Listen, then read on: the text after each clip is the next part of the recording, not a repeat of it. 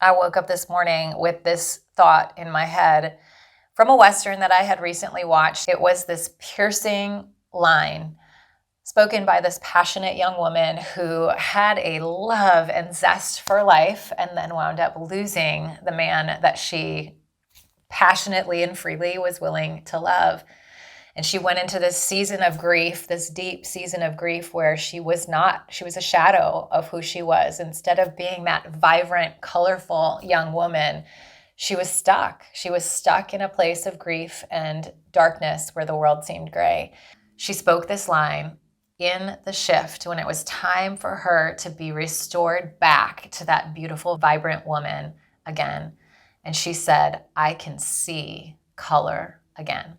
I woke up this morning hearing her beautiful, deep Southern voice saying that, recognizing, thank you, God, I can see color again. A few years back, on the anniversary of my son's passing, I started sharing little tidbits, 5-minute bits of my story, my grief journey, not just the grief journey, honestly, but some of the amazing things as well. I've seen some amazing things in this life with God, but I've had a very long, hard season as well.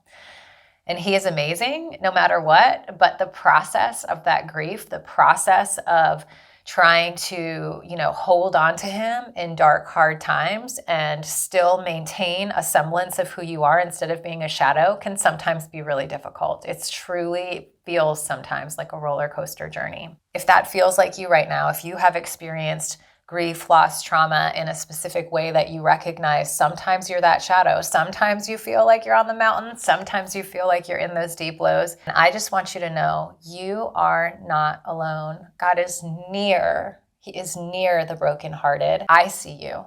He sees you. There is color on your horizon. There is color in your future. There is beauty for ashes. So as I woke up to that thought this morning of my own story finally breaking free of some of that grief and into joy again, I was inspired on June 21st, which is the darkest day of my life, the day that my son passed away, but on his end was the brightest. He was able to get in the arms of Jesus and see him face to face. We are going to be meeting together for a wonderful night, pouring into you, nurturing you in those places where grief and trauma actually have physically potentially taken some root into your muscles, into your body, to help release those areas. We're going to pour into you with the word, with God, with prayer, with his presence, with his power. And we're going to pour into you with a holistic nutritionist to just talk about some of the things that happen in your body, the physiological responses that can happen with grief and trauma, and what to do to help support your body as you're coming out of this process into that beauty again, that life again, that vibrancy of who you are, where you're no longer a shell of a person ready to break at any moment, but instead you are walking more and more in that strength of who God is and who he says you are, knowing he's got your story, whether it feels like it right now or not. He is fashioning it for your good and for his glory. You'll see some of your options, including those for active paying VIP members, a sweet little gift coming directly to your door to nurture you just a little bit more. Click those links to join us for this very special night and begin the journey of stepping back in to joy and dancing again. See you there.